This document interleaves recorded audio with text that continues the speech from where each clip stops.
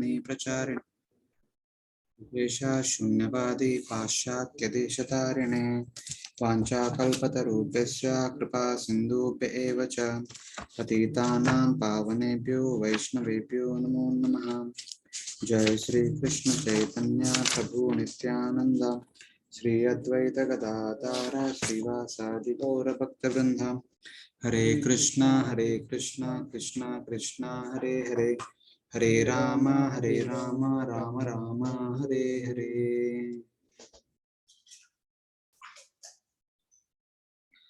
Hare Krishna. Welcome to the second session of Canto 2 Bhakti Vaibhav. So yesterday we were discussing from first chapter, first 14 verses we discussed, in which Sukadeva Goswami answers the last two questions. What one not supposed to do by speaking the activities of the Sakama Karmis. And then Sukadeva Goswami speaks about what one should do in order to attain the highest perfection. Basically, what one is supposed to chant, hear, speak, etc., etc., etc. So we have seen that, and today, and then by the way, he also said that perfection can be attained even in a muhurta, and you have 7 days. So make arrangement accordingly so that you can easily attain the perfection. So with that, the first section got completed. Now in the second section, Parikshit Maharaj is going to answer the second question. Because fourth is over, third is over. Now second needs to be answered. So rest of the chapter and chapter 2 all are primarily catering to answering the second question. What is person supposed to do at all times, especially a person who is about to die, in order to attain that highest perfection?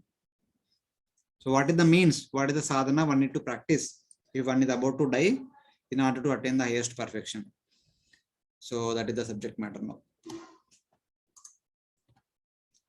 The question was asked, what should the dying man do? So then the people in general, outsiders, they say that you should perform yoga to enter into Brahman with ease after giving up the body by your will through yoga. In this verse onwards, Sukadeva Goswami speaks the excellence of the yoga followed by Bhakti Mishra Jnana process, which was the opinion held by some sages in the great assembly.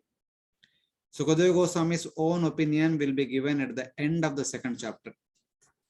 So the answer to the second question, what should the dying man do? The answer by the general populace is spoken now. From now onwards, it will be presented. At the end of the second chapter, Sukadeva Goswami gives his own opinion. So that time we'll see what the opinion of Sukadeva Goswami. Otherwise, people in general, they say that if you do not have any material desires, if you are done with material existence, if you know that you are about to die, the best process to attain instant perfection is to take shelter of Bhakti Mishra Yoga. Having followed Bhakti Mishra Jnana, having executed all the duties as a householder in Bhakti Mishra Karma. So like that, as a grasa, one had performed Bhakti Mishra Karma, and then one is also cultivated Bhakti Mishra Jnana throughout one's life. And now time is only short. In order to attain quick perfection, one need to take shelter of Bhakti Mishra Yoga. By performing Shat Chakra Yoga, Ashtanga Yoga, one can easily give up the body and attain highest perfection. So now what is that process which was popular among the people in general, and what many people generally suggest, that is presented in these two chapters. Verse number 15. Antakale tu purusha agate gata sadvasa chindyad asanga satrena spruham dehenu yechatam.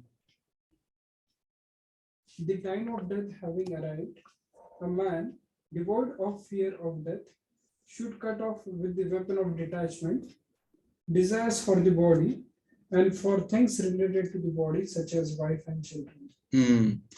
So now, for a person like Parishit Maharaj, who is about to die in few days, so death means giving up everything. But if one does it in a detached way, that is a honorable death. If one go through death in a forced way, that will be a pitiable death. So now Parishit Maharaj is preparing to attain the highest perfection. So for that, one need to follow this procedure. So the time of death having arrived, a person devoid of fear of death should cut off with the weapon of detachment the desire for the body and for things related to the body, such as wife and children. So now for a person like Parishit Maharaj, who is a king, who already has a wife, he is still youthful only. So it is not easy to accept death honorably, giving up attachment to wife and children. But in order to practice Ashtanga Yoga, one need to be detached from all those things. So what is the verse talks about detachment from chapter 15 of Bhagavad Gita?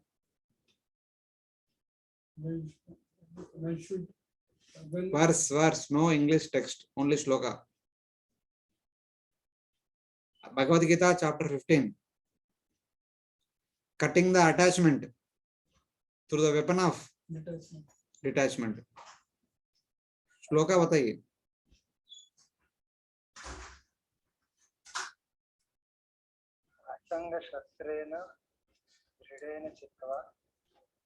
Not one line. I am asking shloka.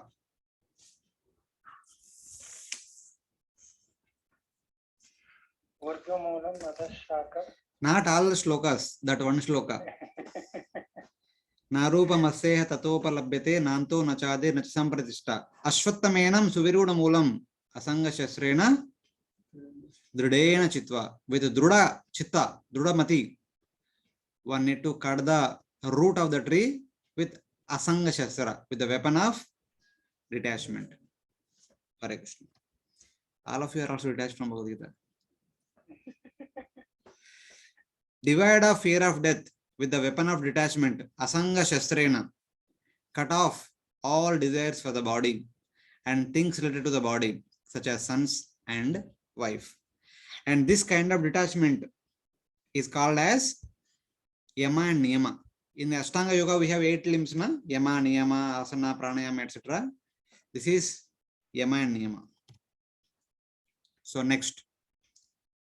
Grihat pravurjito dhira punyatritra jalapluta suchau vivikta asino vidivat kalpitasane abhyasen manasa shuddha trivrad brahmaksharam param mano yache jitaswaso brahma bijam avismaran. The person controlling his senses should leave the house, take bath in the holy places, and then, sitting on a seat made according to rules in a solitary, clean place, should repeat the pure syllable Om, using the mind and controlling the breath. Make the mind motionless while remembering Om. This verse further continues. Yama and Niyama, what are the do's and don'ts? Going to a holy place, taking bath in the holy water, and making a suitable asana, sitting on that asana, that is asana. And then starting pranayama with the control of the senses, mind and breath, etc. etc. Such a person following the necessary do's and don'ts, yama and niyama, should perfect the stage of asana, pranayama and pratyahara. Control of the senses and control of the mind is called as pratyahara. So like that, one after the other, the yogi should perform Ashtanga Yoga. Dhira represents the first stage of yama, such as brahmacharya. So in the verse, dhira is mentioned. Grihat pravrujito dhira. Dhira means determined. So that represents yama, such as brahmacharya. Dhira means he is determined to practice brahmacharya vows. Bathing in holy rivers represents the second stage, niyama. Sitting on the asana made according to the rules of kusha grass, deer skin and cloth represent the third stage asana. Chanting the 3 syllables combined as Om, AUM, repeatedly the fourth stage known as pranayama, along with the breath control.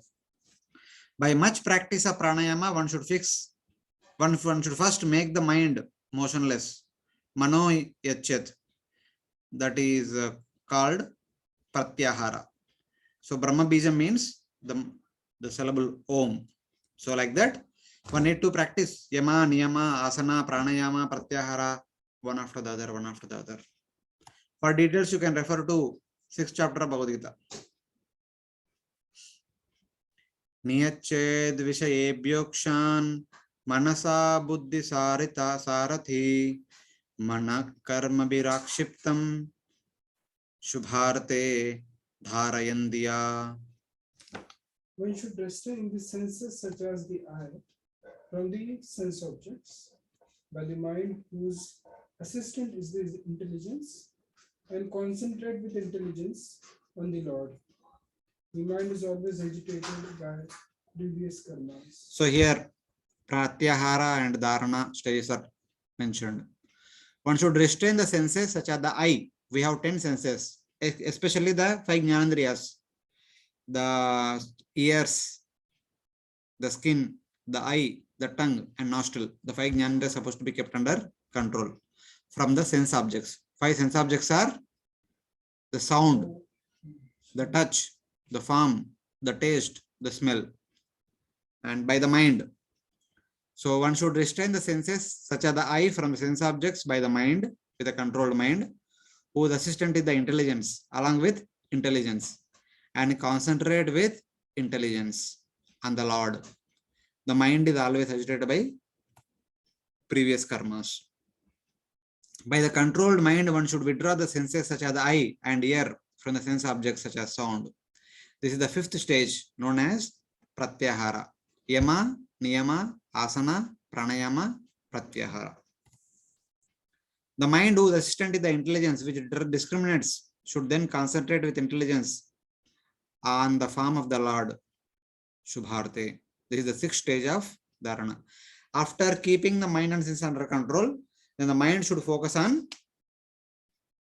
the form of the Lord. That is called Dharana. Meditating on the complete form of the Lord, complete form of the Paramatma, who is there in the core of the heart, is called Dharana. In generally, our senses always meditate upon the things in front of us.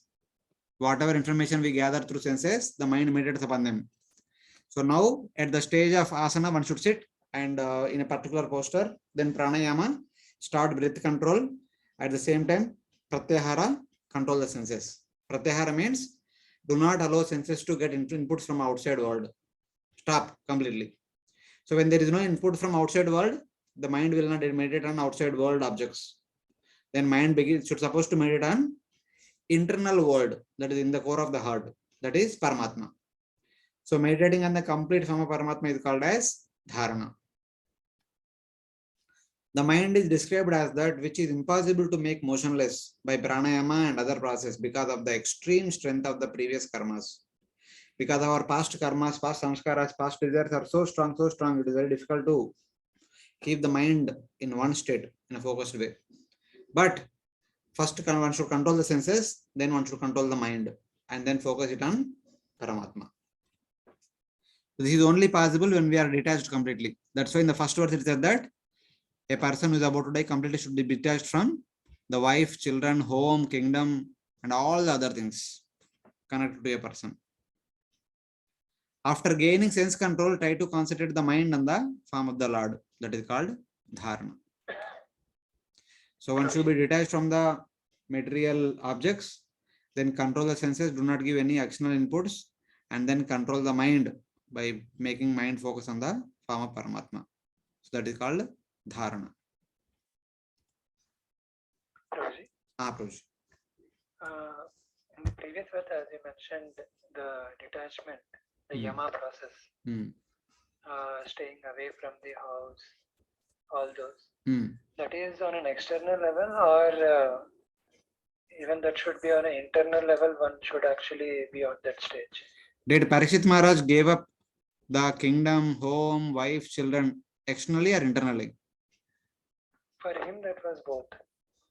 We are also discussing for a person who is about to die and who also want to attain highest perfection. So should he give up externally or internally? Who is about to die? It should be done both, but how will that be done previously, and then we can actually follow the dharana and the pratyahara, all those things at a later stage? No, without doing that, one cannot do Ashtanga Yoga only. Without detachment, one cannot begin Ashtanga Yoga only. That's what we are discussing. Na? If when it is on an external level, it is done first, and then by this process, they'll actually, over a due course of time, they'll actually develop internally. उनके पास उतना time ही नहीं ना. Due course of time किधर है? If a person has only 7 days. So that actually what you said is actually right. Even while living at home also, externally, internally, one should be detached from home and family members. Then only one will be able to follow this properly. Even staying at home as a householder, one should practice Nishkama Karma Yoga with proper detachment. One should perform all the duties without being attached to the results. That is called Nishkama Karma Yoga.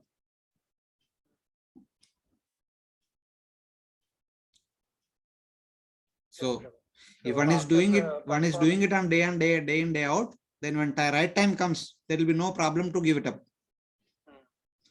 अभी पूरा attach रहेगा तो कभी छोड़ेंगे नहीं.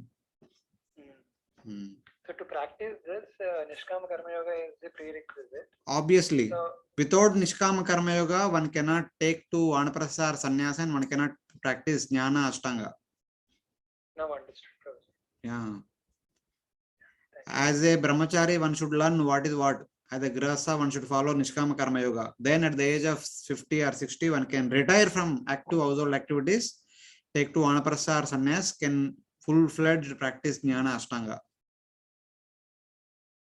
So it's like that. Yes, bro. Okay? Yeah, thank you, bro. No, I'm asking here. Tatraikavayavam dhyayet avyuchinnena chetasa mano nirvishayam yuktva tata kinchana nasmaret padam tat paramam vishnur mano yatra prasidati. One should then meditate on the limbs of the Lord, one after the other, with uninterrupted mind. Using the mind detached from the sense objects, we should not think of anything else. That is the Brahman aspect of the Lord, in which the mind is extinguished. So previously, Dharana is the stage where the yogi, having withdrawn all the senses from external world, now focus within the internal world, where within one's own mind, one should meditate upon the form of Paramatma. That is the one single meditation, the full form of Paramatma. And then the next stage is Dhyana. In Dhyana, one should meditate on the limb by limb. First one limb, lotus feet, then legs, then thighs, abdomen, chest, neck, face, and within the face, lotus eyes, nose, lips, like that, one after the other. One need to meditate step by step. That step by step meditation is called as Dhyana. So how to understand this in our day-to-day understanding? When congregation devotees comes from outside, as soon as they enter into the temple, they offer obeisance to Prabhupada, then they look towards the deities. So from far, at the entrance, the main entrance of the temple, when they see the full form of the Lord. But when they come in the close proximity in front of the altar, then they start seeing the limb by limb. First lotus feet, then gradually going upward. So that is called Dhyana. Looking from the entrance is called Dharana. Coming close and looking at the form limb by limb is called Dhyana. So in that way. And then after perfecting Dhyana with uninterrupted mind, when mind is completely focused on Dharana and Dhyana only, there is no more distraction. Using the mind detached from the sense objects, one should not think of anything else. That stage is called as Brahma Bhuta platform, wherein the mind gets extinguished. Mind becomes dead. So in that way. Next, the seventh stage, meditation is described. One should meditate on the individual limbs of the Lord. Dharana makes the mind steady by concentration on the Lord in general, and Dhyana makes the mind steady by meditating on the Lord limb by limb. And then in Samadhi state, the mind becomes completely destroyed. That means there will be no more material activities. The mind attains samadhi. Meditation or dhyana is a more complete steadiness of the mind produced by contemplating the limbs of the Lord. This is with uninterrupted consciousness, engaging the mind which is without contact with sense objects. One should not think of anything else. This is the Brahman, the form of the Lord. So there, one attains Brahman platform. When the mind becomes completely steady in samadhi platform, then that person becomes Brahman. He attains Brahman platform in that way. That is the Brahman, the form of the Lord, in which the mind is extinguished. This is the 8th stage known as samadhi.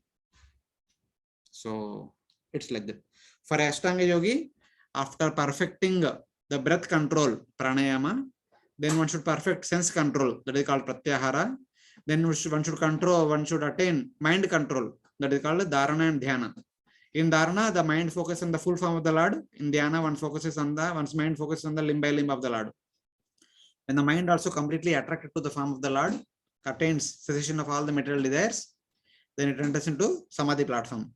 In samadhi platform, since mind has no material activities to perform, it is as good as dead. From the material point of view, mind is dead because mind is no more performing any material activities. It is no more making any material plans and all. So it is said to be dead. That means it attained samadhi. And in that samadhi state, the person identifies himself with the Brahman. That stage is called Brahman platform or samadhi. So like that, the yogi attains to the samadhi.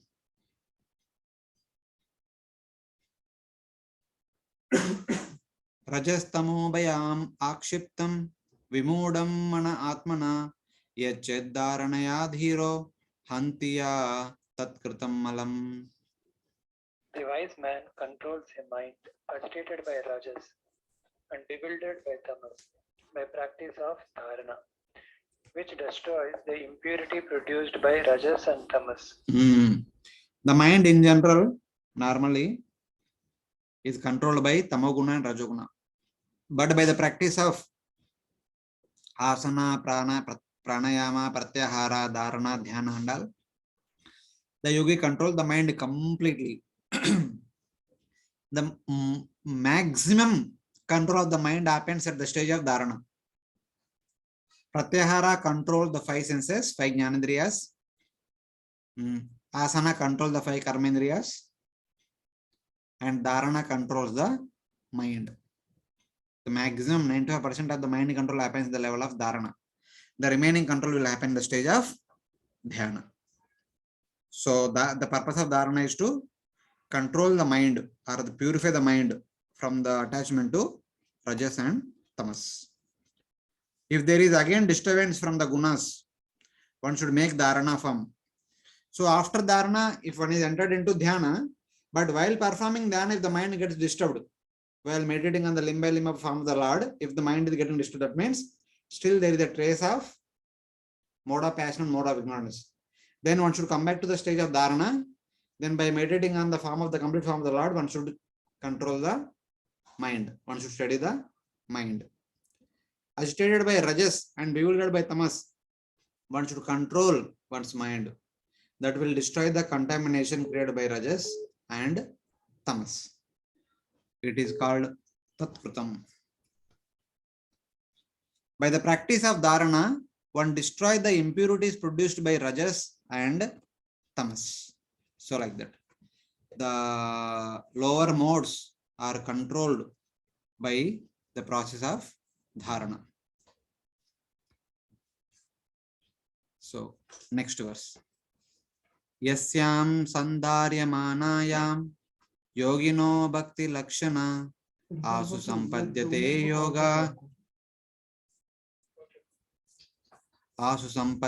yoga asharyam badramikshata.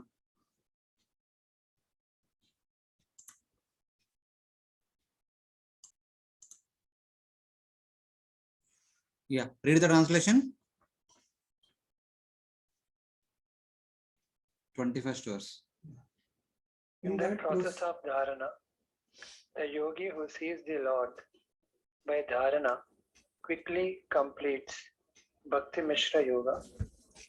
Even a person having gone to dhyana stage, where he is meditating on limb by limb of the Lord, form of the Lord, but still there is a small trace of passion and ignorance are coming up, then one should come back to dharana platform, re-perform dharana properly, so that the mind becomes freed of the contamination of passion and ignorance completely. Then again go to dhyana and attain perfection, enter into samadhi. So thus by entering into samadhi, one executes or one completes the Bhakti Mishra Yoga. In that dharana, yoga which has qualities of Bhakti, Bhakti Mishra Yoga, in which the person has a desire for liberation, but not without some Bhakti, is accomplished for the yogi who sees the Lord by dharana, Bhadramashrayam. So even a yogi who, though practicing Ashtanga Yoga, they need to have some Bhakti. Without Bhakti only, their meditation and the complete form of the Lord or individual form of the individual bodily limbs of the Lord attains perfection. Without Bhakti, the ordinary yogis, the very die-hard yogis or die-hard jnanis, they never appreciate the form of Paramatma or Bhagavan. They should have some Bhakti to appreciate the form of Paramatma. Otherwise, they simply ignore the form of Paramatma and they simply meditate on Brahman. That is not allowed according to Vedic literature. Even to meditate on the form of Paramatma, they should have some Bhakti. With Bhakti only, they can accomplish the perfection of that meditation. Thus, the yogi who sees the Lord through dharana and eventually through dhyana will quickly achieve his desired goal of liberation. So, it is like that. Okay? You are able to follow what is the Ashtanga Yoga process, how to practice it, how to attain perfection? Prabhuji? Ashtanga Yoga process has been present in these few verses. It is clear? Yeah, in that context, I have one question, Prabhuji. What is the question? So, you said that even the people who are in the path of yoga, if they are able to meditate only on the Brahman, they will not actually go to Brahman.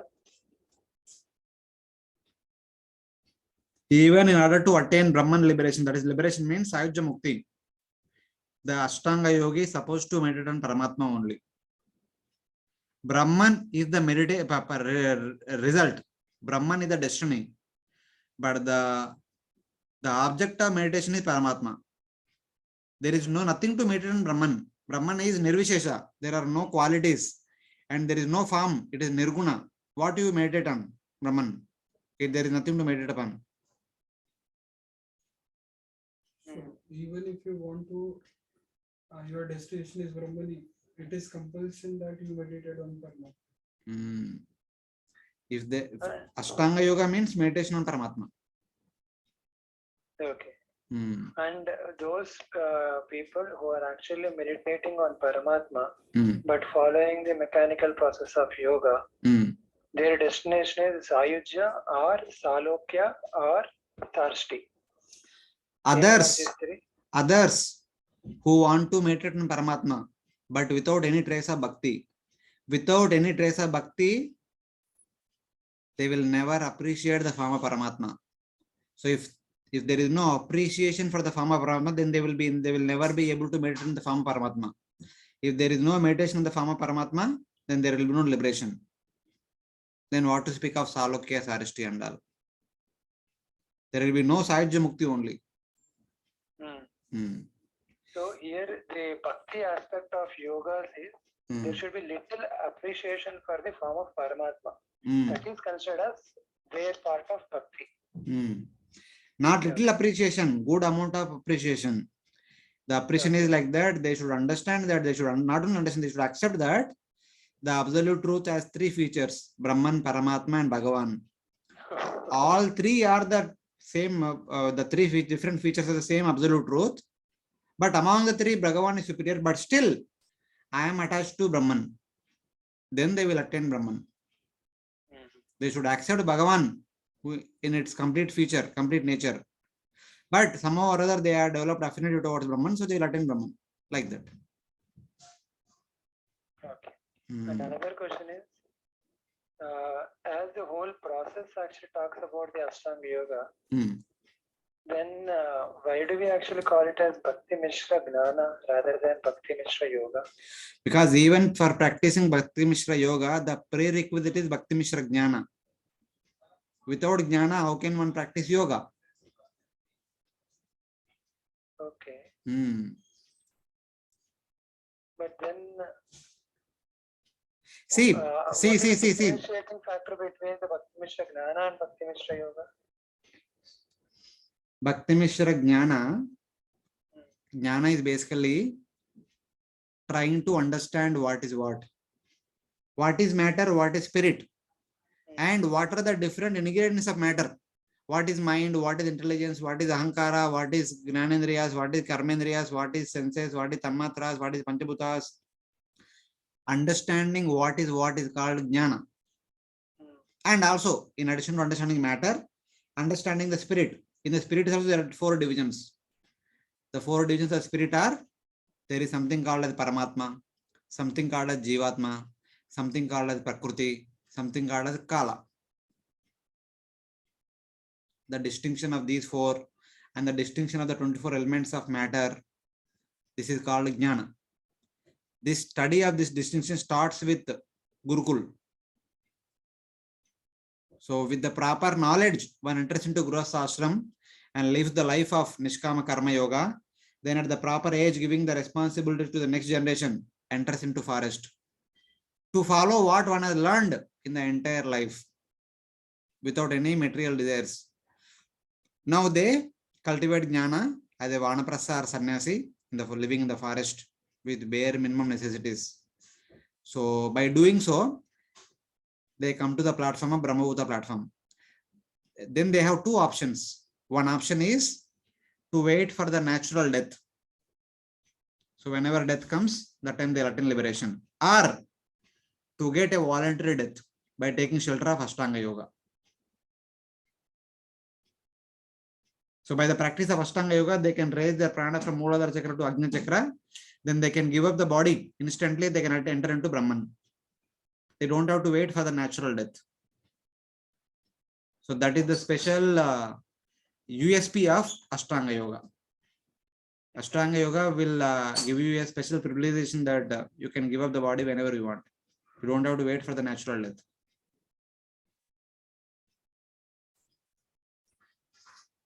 The only difference is when for all this hard-earned effort, the time lapse of those number of years, whatever they are actually saying in the medical, that is going to be used. Yes. Ashtanga Yoga is basically the fast running process, which depends on Nishkama Karma Yoga, the Grihastha, and Jnana Yoga, the Vanaprastha or Sannyasi. Without following those 2, one cannot practice Ashtanga Yoga just like that. It is like that. Okay. So taking into consideration of this holistic thing, that is where the heading actually is given as Bhakti Mishra Gnana. No, Bhakti is compulsory. Whatever we do without Bhakti, we can't do it. That's why I mentioned, if you want to drink milk, if you want to drink any fruit juice, you need to add some sugar. Sugar ke bina kuch hota nahi. Not with respect to Bhakti, the Mishra aspect of the Bhakti, I'm not talking with respect to that. I'm talking with respect to the whole aspect, because the headings in all these sites is Bhakti Mishra Gnana, but not the Bhakti Mishra Yoga. No, whether it is Bhakti Mishra Karma, Bhakti Mishra Jnana, Bhakti Mishra Yoga, anywhere there should be some element of Bhakti. Without any element of Bhakti, that respective process will not attain perfection. Yeah, that's what I understood. Yeah. What I was trying is why the heading was given as Bhakti Mishra Gnana, rather why it should not be given as Bhakti Mishra Okay, Yoga. that is given because Bhakti Mishra Yoga can be practiced only by a person who already practiced some Bhakti Mishra Jnana. Okay. Without Bhakti Mishra Jnana, Bhakti Mishra Yoga cannot be attained. Without discrimination, without proper understanding, one cannot practice Bhakti Mishra Yoga. So it's like that. So our teacher Balram Chitra Prabhu put it Bhakti Mishra Jnana like that. Even because it is a prerequisite, that's why it is there. Without proper understanding, without proper jnana, one cannot practice yoga. So that is understood. That's why it is there. Title is given like that. Heading is given like that.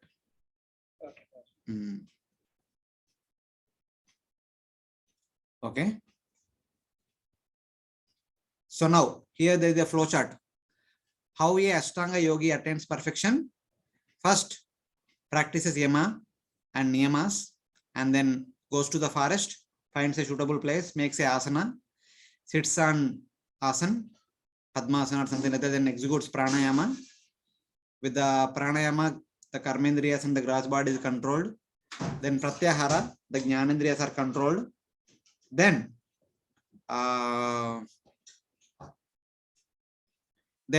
they will be requested to practice dharana. So by the practice of dharana, if the mind is controlled properly, by the practice of dharana, that is meditating on the complete form of the Supreme Lord, the mind is controlled without any material desires. Then one can enter into dhyana.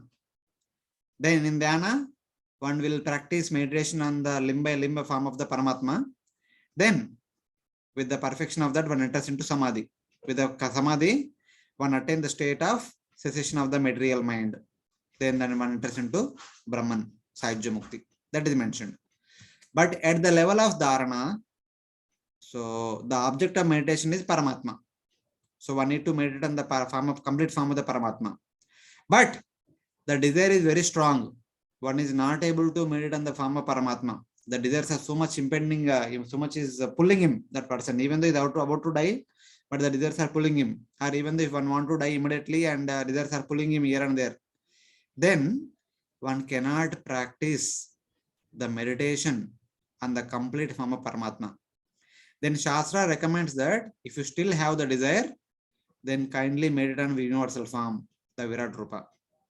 By meditating on the universal form, one can be freed from the material desires. Then one can again meditate on the form of Paramatma. Then one can attain liberation by going through dhyana and samadhi. So that's how this flowchart says that if the desire is no, then the Dharanasraya will be Paramatma. The object of meditation is Paramatma.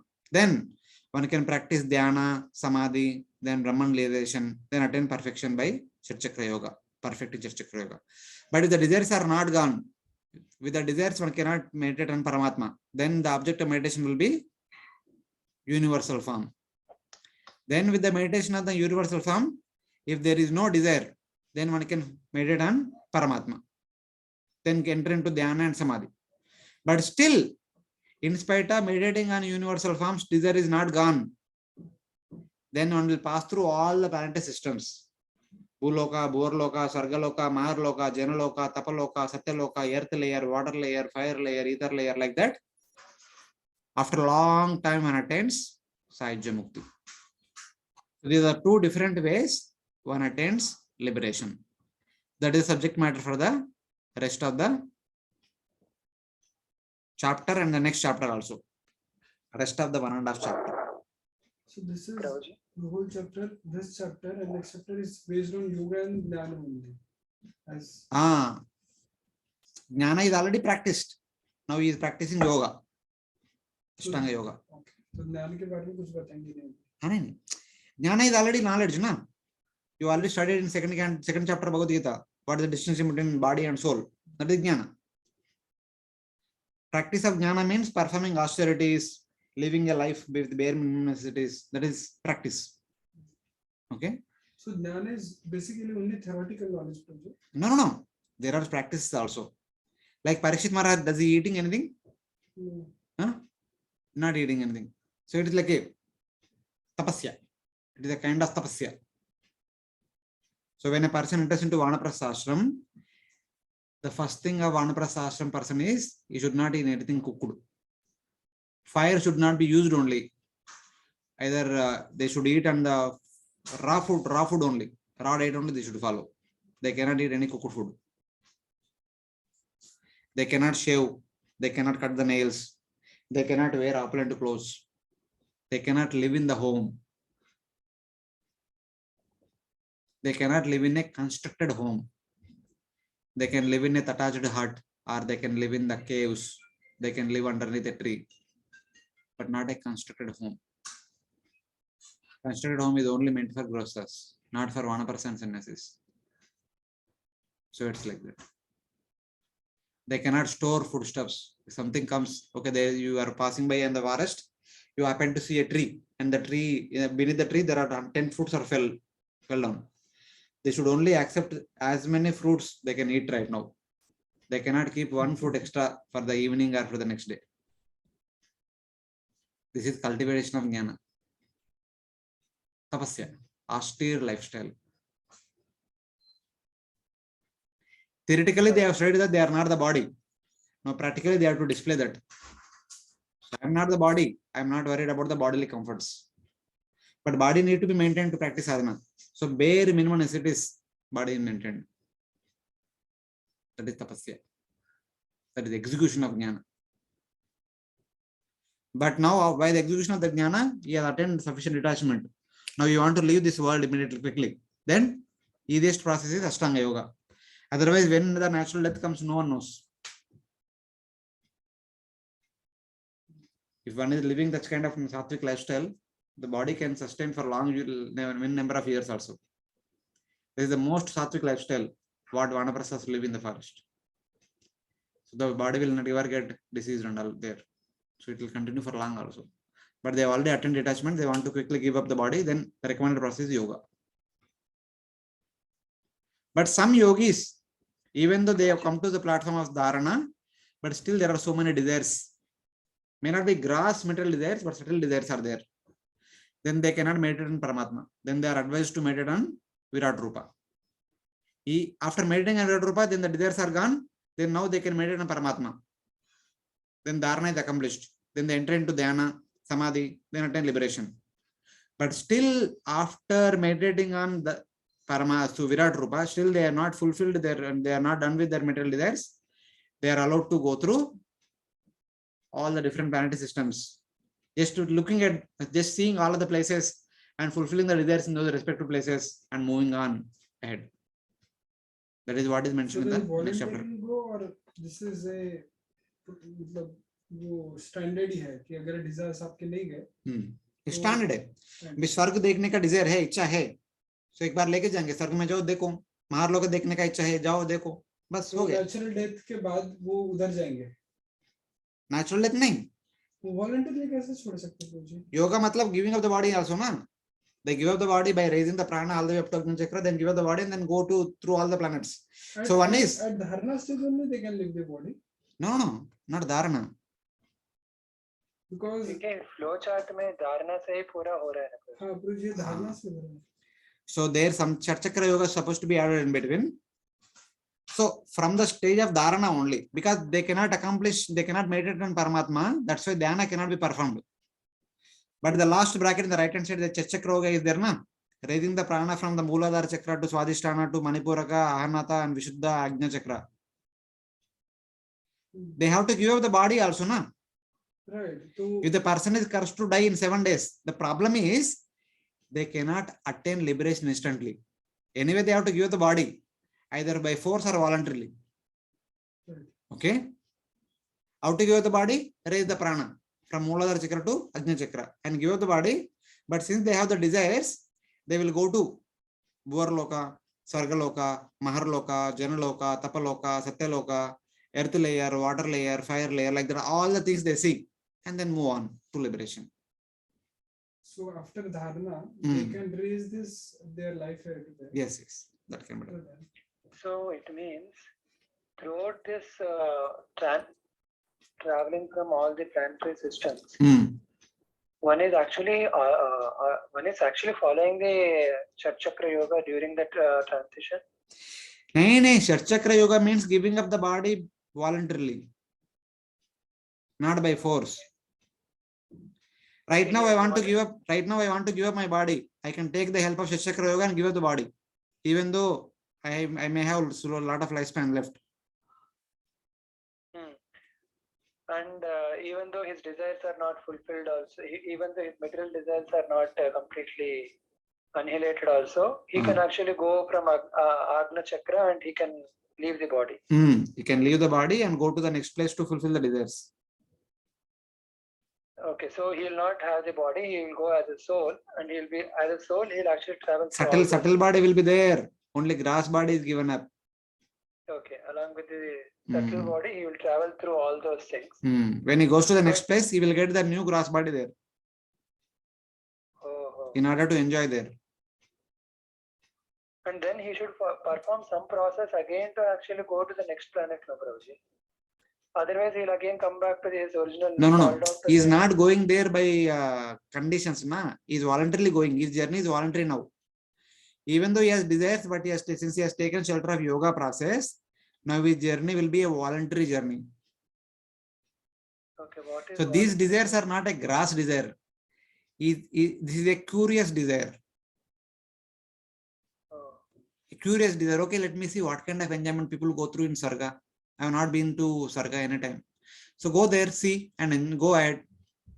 He will enjoy only by seeing. He will not enjoy by action.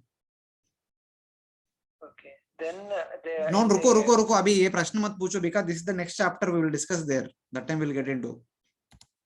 Okay. So now we'll go ahead. Rajo Vacha. Now king is asking question. Yata sandaryate brahman dharana yatra sammata yadrishiva haret asu purushasya manomalam. The king said, "O Brahmana, how is dharana accomplished? What is the approved object of concentration? How can one quickly remove the contaminants in the mind?" Yeah, because previously Sukadeva Goswami said that while practicing dharana, if the Rajoguna Tamoguna hands, they should steady the mind and perfect the dharana. That was mentioned. Now Parikshit Maharaj is asking that, please tell me how dharana is perfected. What is the proper object of meditation? How can one quickly remove the mode of ignorance and mode of passion? So that was the question. The king asks about Bhakti Mishra Yoga out of curiosity, not because he wants to practice. It is only appropriate that the student of Sukadeva Goswami would have an inclination for pure bhakti, like Sukadeva Goswami, not for yoga.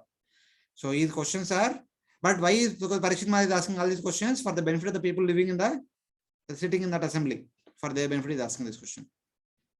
How is dharana accomplished? What is the approved Dharanasraya? What is the object of meditation for dharana? How can one quickly remove the contamination in the form of mode of passion, mode of ignorance from the mind? These are the questions. Now Sukadeva Goswami gives the answers. Jitasano jitashvasa jitasango jitendriya stule bhagavato rupam mana sandara yeddiya. Shukdev said, having perfected asanas and breathing, having given up bad association and conquered the senses, one should concentrate the mind on the gross form of the Lord, the intelligence. So now, Yama Niyamas already practiced as a Grahastha, and after entering into forest as a Vanaprastha or Sannyasi, Yama Niyamas already practiced. He also practiced Jnana. He attained detachment. Now we want to attain death also. Detachment is there, almost 90% is there. Little bit desires are there here and there. So now he is practicing asana, making a asana. He perfected that also. Jita asana means he perfected the asana. Then pranayama. He perfected pranayama also, jita shwasa. Then having given up bad association, that means having given up material desires, maximum percentage, and conquer the senses, jita indriya. That is, jita indriya means pratyahara. The senses naturally want some enjoyment outside, but by practicing pratyahara, the senses are almost controlled, almost kept under control. And then the mind needs to be controlled. The mind is controlled at the level of dharana. So now he has come to, after pratyahara, he has come to dharana state.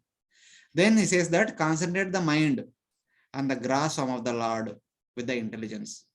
If the mind is not yet freed from all the material desires 100%, still there are so many material desires in the mind. In order to purify the mind, one should meditate on one should meditate on universal form, because without purification of the mind, one cannot meditate on the Paramatma form of the Lord. In order to attain the purification of the mind, one need to meditate on the Stule Bhagavato Rupe. What is the Stula Bhagavata Rupa? the gross form of the Lord. We also have Stula Sharira. Stula means gross body. Sukshma Sharira means subtle body. Atma is Atma. Paramatma is Paramatma. So what is the Stula form of Bhagavan? That is the gross universal form. Okay? Since they cannot meditate on the Paramatma form, they are recommended to meditate on the gross universal form. So this verse answers the first question. How is Dharana accomplished? For those yogis who cannot concentrate on the spiritual form of the Paramatma, mentioned in verse 21, concentration on the gross universal form for removing the continuation of attraction and repulsion is described. For removing the material desires, the meditation on the gross universal form is recommended. If the mind is affected by the modes, then one should meditate on the Virat form of the Lord after perfecting the preliminary limbs till Pratyahara. After Yama, Niyama, Asana, Pranayama, Pratyahara, then when one comes to Dharana platform, even the mind is possessing of so many material there, then one cannot meditate on Paramatma. So they are recommended to meditate on the gross universal form. Gross universal form means Stule Bhagavato Rupe. That means Stula Bhagavat Rupa. So what is that Stula Bhagavat Rupa? Visheshastasya Dehoyam Stavishtascha Stavishayam Yatredam Vyajate Vishwam Bhutam Bhavyam Bhavachasat. Yes, read. Verse number 24. Rupana Prabhu, please read. The body of the universal form is more solid than the solid. Within that form, the past, present, and future of the universe, the products of the Lord, are seen. What is the Dharanasraya? What is the Stule Bhagavato Rupe? The Stule Bhagavato Rupe is more solid than the solid. Savistasta Stavishtayam. And within that form, the past, present, and future of the universe, the products of the Lord, are seen. It is within the universe only, within the Brahmanda only, we have something called as past, present, and future. Because the time has its influence only within the universe, within the material universe. Time has no influence in the spiritual world. Yes? That's why the past and the spiritual world are called Nitya Lila. The Lila is going on eternally. The same Lila. But in the material world, we cannot say like that. Morning I ate breakfast. In the noon, I also ate lunch. In the evening, I will eat dinner. Currently, I am discussing Bhagavatam. There is something is past, something is present, something is future. This concept is only in the material world, within the Brahmanda only, which will not exist in the spiritual world. It's like that. Vishesha means Samashti universal form. Vishesha tasya deho ayam. Ayam means this gross universal form of that Supreme Lord, whom the yogi is meditating as Paramatma, is called Vishesha. So Vishesha means Samishti Virat. Samishti universal means Samishti means complete universal form. By meditating on all things heard and seen at the form of the Lord, at the Lord's outstanding vibhutis, hatred and envy and other bad qualities should never appear in the mind. What is the gross universal form?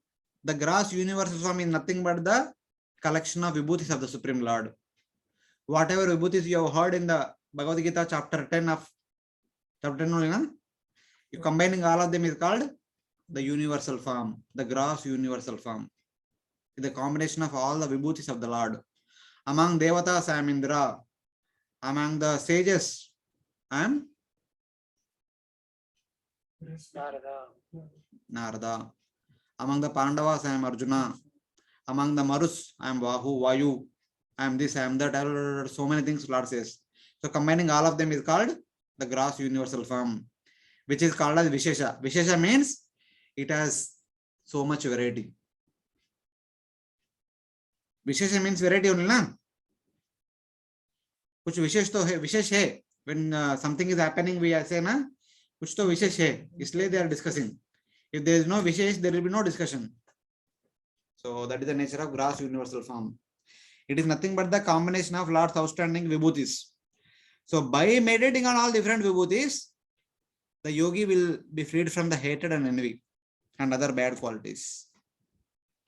Thus the heart becomes pure with the absence of those negative qualities. With purity of the heart, dharana and the form of Lord Vishnu, known as Paramatma, with the spiritual form becomes easy. Sat means only effects. So this is what is called as the Dharanasraya, the gross universal form. Why one should maintain the gross universal form? So that one should become freed from the hatred, envy and other bad qualities. What will happen by becoming freed from the bad qualities? One will gain the qualification to meditate on the form of Paramatma. Then what will happen by meditating on the form of Paramatma? One accomplish dharana. Then one can enter into dhyana. Then one can perfect dhyana. Then one enters into samadhi. One can perfect samadhi. Then one enters into Brahman. So like that. This Virat form is that form in which the past, present and future are seen. So that is the nature of the Virat-rupa. So what is Virat-rupa? Past, present and future are seen. अपना खुद का मतलब कैसा? It is only within the universe only past, present, future is there, na? Right. So now Brahma is 50 years. 50th year is going on. 51st year is going on. So all this is past, present, future. And otherwise there is no count of time. If it is Nitya eternal, there is no count of time. In the material world only, we have count of time. We count time in the form में दिखता है क्या past, present and future? The visible form is that form in which are seen. दिखना नहीं. Vishesha means what? Vishesha. For example, today evening at 5 p.m. we will be celebrating the birthday of Rupanuga Prabhu. What do you mean by celebrating the birthday of Rupanuga Prabhu? That is a Vishesha. That is a special occasion. So what is the meaning of that occasion? Birthday. What do you mean by birthday? Celebration. What do you mean by birthday celebration? It indicates that I have the past. No. It indicates that I have completed 37 years and today onwards I am starting 38th year. That is the meaning of birthday celebration, na? Otherwise, what is the meaning of the birthday? इतना साल हो गया. Past. मेरा past 37 years. मेरा future 38th year onwards. Today, मेरा present is transition. That is the Vishesh. The Vishesh of celebration is so many years are past and entering into the future years. Same way in the material world, the Vishesh is always past, present and future. That is the Vishesh. So it is like that. Everything you take in the material world, everything has past, present and future. Whatever discussion you do with other person, it is all in relation to past, present and future. Yes or no? Even you discuss Bhagavatam, Lord Krishna appeared 5000 years back and he performed pastimes over 125 years. He performed pastimes in Gokul Mahavan, Vrindavan, Nandagaon, then Madura, then Dwaraka, Hastinapur, Kurukshetra, here, there. You say in the past tense. Chaitanya Mahaprabhu appeared 500 years back. He appeared in Navadip Dham, in Antardweep, performed pastimes. In Navadip, in Gaya, here, there, then he took renunciation, then he went to Shantipur, then he went to Jagannathpuri, then he went to South India, then he went to Vrindavan, then he stayed in Gambhira and performed pastimes over. So like that, these are all. We discuss about something which happened in that particular time frame. So what is happening today? We discuss in the present. What will happen tomorrow? It will be a future discussion. We make all the arrangements, we are making all the arrangements in the rain shed, hoping that rains will come so that we have safety for the devotees. We have celebration of the so many festivals that are going to come. Balram Jayanti, Julani Yatra, Janmashtami, Radhashtami, this, that, Deepavali, Kartik month, Gordhan Puja. उसके लिए preparation चल रहा है अभी, future के लिए preparation चल रहा है. It's like that. In the material world, everything is connected to past, present, and future. People are going to work so that they can earn money at the end of the month, so that they can live next month happily. That is preparation for the future. So in that way. Andakoshe shariresmin saptavarana samyute vairaja purusho yosau Bhagavan Dharanasraya. Within the universal shell, made of 7 layers, exists the universal form, the Lord who is the object of dharana. So, what is the Dharanasraya? Dharanasraya means nothing but the combination of vibhutis. That's what is mentioned in the previous verse. It is nothing but the combination of Lord's wonderful vibhutis. So, what is that vibhutis? Where do the vibhutis exist? It is said that within the universal shell, tasmin andakoshe sharire, made up of 7 layers. The universal shell is made up of 7 layers. The 7 layers are made up of earth, water, fire, air, ether, ahankara and mahatattva. Earth, water, fire, air, ether, ahankara and mahatattva. They are the 7 layers of the universal shell. जो एक वो photo है वो छोड़ दो, photo कीटो छोड़ दो, अभी मैं बता रहा हूँ. लेकिन वो तो फिर अपलोड वो रहने दो, छोड़ दो, भूल जाओ सब. मैं जो बोल रहा हूँ वही भागवतम से. So Mahattatva is 7th layer. so this is that is Pradhan different and Mahatattva both are different. So The 7th layer is the layer of Mahatattva. 6th layer is the layer of Ahankara. तो ये Mahattatva में क्या होता है कुछ? When we go to Mahatattva, then we'll discuss. Right now, information only. That will be mentioned in the next chapter. Don't worry. And 5th chapter will get more details. Made up of 7 layers exists the universal form.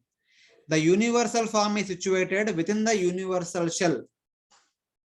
The Brahmanda, the golden egg, it is also called as Hiranyanda, is nothing but the golden shell. The shell contains the 7 layers. The natural chicken egg contains only 1 layer. The white layer is there. The outer covering. Layer means outer covering. There is only 1 layer, na? The white wall, hard white portion. But for our universe, there are 7 layers. Best example is coconut. For coconut, there are 3 layers. The first layer is the white coconut itself, the white coconut portion, coconut pulp. The second layer is the hard coconut shell. The third layer is the fiber of the coconut. There are 3 layers. Inside the coconut, we have coconut water. So like that. So the inside the coconut, where the water is there, that is the living space for the 14 planetary systems. The people are living in that. But the universal shell itself contains the 7 layers. So for a coconut, we can see 3 layers. So like that, there are 7 layers for our universe. So within those 7 layers resides the Vairaja Purusha, the gross universal form. The gross universal form, which is nothing but the combination of all the vibhutis of the Supreme Lord, resides within the universal shell, who is the object of meditation for a yogi with the desires. So this Vairaja is a Dharanasraya for a attached yogi. So where does that universal form resides and who is he? In the universe of 500 million yojanas, the internal diameter of the universe is 500 million yojanas. In breadth and length, breadth and height in all 3 directions. It is a spherical shell. With 7 coverings made up of earth, water, fire, air, ether, false ego and Mahatattva. Is the universal form. It is called Vairaja. The gross body belonging to the totality of the jivas called Hiranyagarbha, is subtle body. So there are 2 universal forms. One is the gross universal form known as Vairaja. The other one is known as subtle universal form known as Hiranyagarbha. So what is this? Vairaja is nothing but the combination of the 14 planetary systems. There are 14 planetary systems within our universe. The combination of all the 14 planetary systems with all the living entities residing in those 14 planetary systems. Living entities means with all the bodies, the gross bodies of all the living entities in those 14 planetary systems is called as gross universal form. In Sanskrit, it is called Vairaja. And all the Atmas who are residing in that universe is called as subtle universal form. That is called Hiranyagarbha. Hiranyagarbha means the combination of all the Atmas. Vairaja means the combination of all the gross and subtle bodies and also all the 14 planetary systems. That is called Vairaja. Combination of all the जो shell मिला के और अंदर जो planetary system Shell के अंदर जो भी है, that is gross Shell के universal form. shell के अंदर है. What is there within the shell?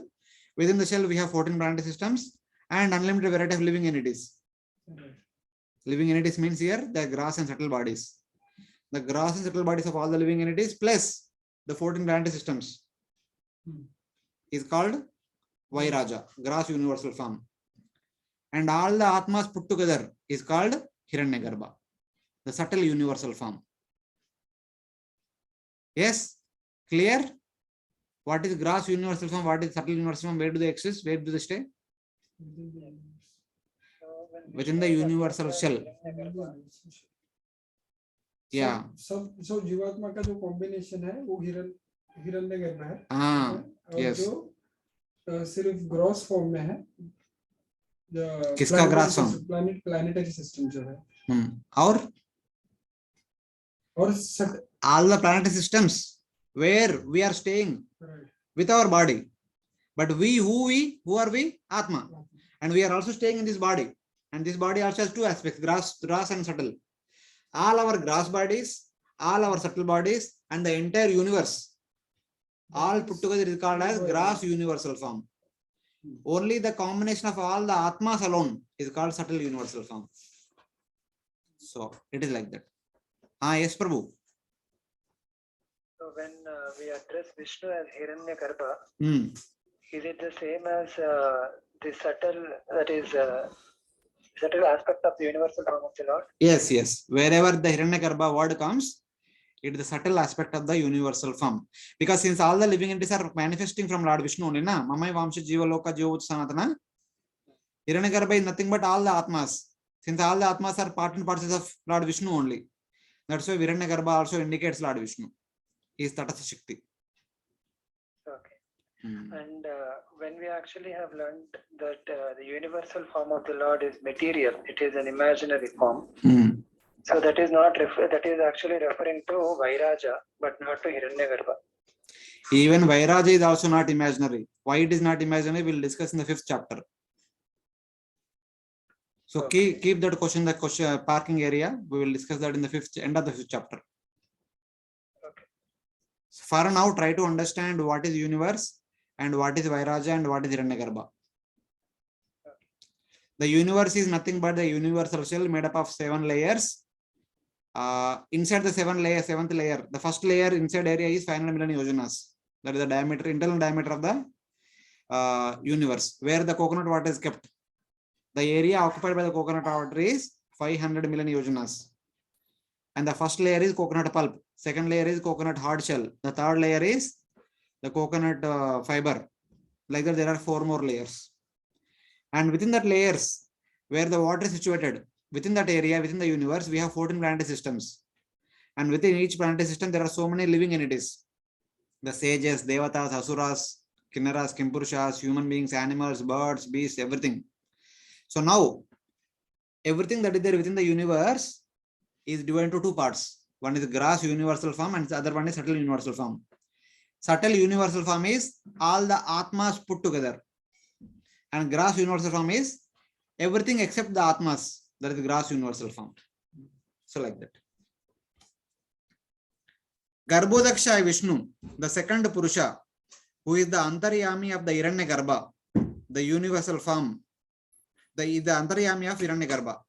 So within our universe, the gross body for the universe, the gross body is Vairaja, the subtle body is Hiranyagarbha, and the Atma for the universe is Brahma. Brahma is the Atma, is the leader of all the living entities, that's why he is Atma. The Paramatma is Garbhodakshaya Vishnu. So that's why Garbhodakshaya Vishnu is the Antaryami of Hiranyagarbha, whose leader is Brahma. The universal form Vairaja being worshipped as his representative is also called as Bhagavan. Yeah, Asau Bhagavan. So since the universe is also coming from the Supreme Lord, Lord Vishnu only, that's why he is also called as Bhagavan many times, since it is the object of meditation. So in that way. For us, we have gross body made up of earth, water, fire, and ether. We also have subtle body made up of 5 jnanendriyas, 5 karmendriyas, and 4 antakaranas, man, buddhi, ahankara, chetana. We also have Atma, we also have Paramatma. Same way for the entire universe, the gross body is Vairaja, the subtle body is Hiranyagarbha, the Atma is Brahma, Paramatma is Garbhodakshaya Vishnu. For us, Paramatma is Kshuradakshaya Vishnu. That is the difference. This form is Dharanasraya for the yogi, whose mind is still affected by the mode of passion and mode of ignorance. That means with the material desires. So, like that. So now, having stated that, what is Dharanasraya? Dharanasraya means everything that is there within the universe except the Atmas. So now the question is, what all there? How do we understand if it is the gross universal form of the Lord? What is what in that universal form? For example, in the universe we have mountains, in the universe we have oceans, in the universe we have rivers, in the universe we have devatas, in the universe we have rishis, in the universe we have sun, in the universe we have moon. Who are all these people in the Vairaja, in the Vairaja Purusha? That is mentioned in the rest of the chapter. Who is who in the entire universal gross universal form? That is the discussion in the rest of the chapter. Patalam etasya hi padamulam patanti parshni prapade rasatalam mahatalam vishvasrujota gulpao talatalam vai purushasya jange. Read. Patala are his souls, Rasatala is his heels, Mahatala is his ankles, and Talatala is his calves. Yeah. First 14 planetary systems are identified with the different bodily limbs of the Vairaja Purusha. So Patala Loka is the soles, the lower portion of the feet. Rasatala is the heels, the joint portion. Mahatala is the ankles, where the ankles are there. And Talatala is the calves. Calves means the portion between the ankle to the knees. So Pada Moolam is the underside of the feet. Parshni Prapade is the heel. The various planetary systems form various limbs of the Virata Purusha's body. Dve Januni Sutalam Vishwamurter Urudvayam Vitalam Chatalam Cha Mahatalam Janganam Mahipate Nabastalam Nabisharo Grananti. Sutala is the two knees, Vitala is lower part of the two thighs, and Utala is the upper part of the thighs. Mohitala, the earth is the hips. Bhuvara is the navel. The various planetary systems from various body limbs of the Virat Purusha's body are described. The lower portions of the thighs is Vitala and the upper portion is Atala. Sutala is the two knees and Vitala is the lower part of the two thighs and Atala is the upper part of the two thighs. And Mahitala, the Bhumandala or Bhuloka, is the hips, joint portion. And Bhurloka is the navel portion. Then Urastalam Jyotiranikamastya Griva Maharvadanam Vaijanosya Taporaratim Viduradi Pumsha Satyam tu Shirshni Sahasra Shirshna. His chest is Swarga, his neck is Maharloka, his face is Janaloka. The forehead of the universal form is known as Upaloka. The tops of the heads of the 1,000-headed forms is Satyaloka. Yeah. Then, if in the previous where we came, and Bhuvarloka is the navel portion. Basically, the abdomen portion is Bhuvarloka. Then chest portion is the Sargaloka. Sargaloka is also called as Jyotiranikam. Sargaloka is nothing but the combination of all the stars. The star belt, that the stars that we see in the night, that is all part of Bhuvarloka and Sargaloka. So in that way. Then after the chest, there comes neck. Neck is Maharloka. And Lord's face is Janaloka. Vadanam is Janaloka. The forehead of the universal form is known as Tapaloka. And the top of the head is called as Satyaloka. This is Satyaloka. All the luminaries means Swarga. Raratim means forehead. Satyam means Satyaloka. Indradayo Bhaga Ahur Usra Karnau Dishashrotra Mamushya Shabdha Nasasya Dashrau Paramasya Nase Granosya Gandho Mukhamagniridha. The devatas such as Indra, Little louder. the devatas such as Indra are arms. The devatas of the directions and the organ for hearing arise from his ears. Sound arises from his organ of hearing. The Ashwinis and the organ for smelling arise from his nostrils. Fragrance arises from his organ of smelling. Flaming fire is his mouth. Yeah. So in the previous 3 verses, there is a description about what are the 14 planetary systems within the universal form, starting with the souls all the way up to the upper portion of the head. All the 14 planetary systems are indicated. And now the gross and subtle bodies of the different living entities in the universe are also part of the gross universal form. Now they are indicated. The hands of the universal form are the Indra and other important devatas, the Lokapalas. So what do you mean by that? The hands, the gross hands of the gross universal form are the gross body and subtle body of Indra and other Lokapalas. Not the Indra, the Atma. Atma comes in the Hiranyagarbha. But the Indra's gross body and subtle body and other Lokapalas' gross body, subtle body are like the hands of the gross universal form, which are meant for protection. Hands are meant for protection. The protection is done by the Devatas. Indra, Chandra, Varuna, Vayu, etc. The main principal Devatas. And their bodies are the hands of the gross body of the universal form. It's like that. Like that. Prabhuji? Ah. So this description is symbolic, or is it symbolic and factual both? It is factual, it is not symbolic, it is actual. Okay. In the universe, 14 planet systems exist or not? Yes, it is. Then it is. In the universe, Indra is there? Yeah. Indra the gross body? Yes. Indra the subtle body? Yes. Yeah, then okay. No, I was thinking because in the functional part of the universe also, Hmm. they are actually acting as the protectors. Ah. So that is why it is compared with arms of the Lord. Yes. In that sense, it is symbolic also, not just symbolic. With respect to functionality, it is symbolic. Yeah, it actually represents, the universal form represents the functional aspect of the entire universe. The system. The system that runs the entire universe. That is the universal form. Universal form per se does not have hands. But a universal form's hands exist in the form of my hands, Ankit Prabhu's hands, your hands.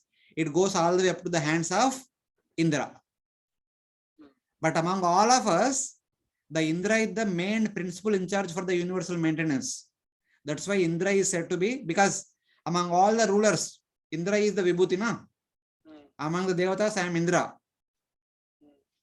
All Devatas responsible for the maintenance, but Indra is the leader. So Indra is identified as the hands of the universal form. Because hands represent the protection, the maintenance. So as such, there is no form like this. Correct. We have understood. Okay. So in that way, it is temporary or imaginary. So don't ask the same question. Imaginary thing we will discuss in the 5th chapter. Till then, no imaginary. No word should come as imaginary. Okay, Prabhuji. This is called, what do you call that? Only functional aspect. This is a functional aspect. So the Devatas such as Indra represent the arms. The Devatas of the directions represent the ears. The ears of the universal form represented by Devatas, direction Devatas. There are some direction devatas whose names you might not have heard, but there are some devatas who are responsible for the 8 directions. And the Ashwinis represent the nostrils. The two Ashwini devatas, they represent the 2 nostrils of the universal form. And the fire represents the mouth of the universal form. The fire. Why fire? When we offer oblations in the yajna, what do we say? Idam Indraya Swaha, Idam Namma, Idam Chandraya Swaha, Idam Namma, Idam Varunaya Swaha, Idam Namma. We are offering it to the fire. And fire is said to be the mouth of the universal form. So when the food is given to the mouth, the entire body is nourished. Yes? When we eat through the mouth, the entire body, the hands are nourished, the eyes are nourished, the ears are nourished, the legs are nourished, everything is nourished. Same way. It's like that. So mouth, the fire is the mouth of the universal form. In that way.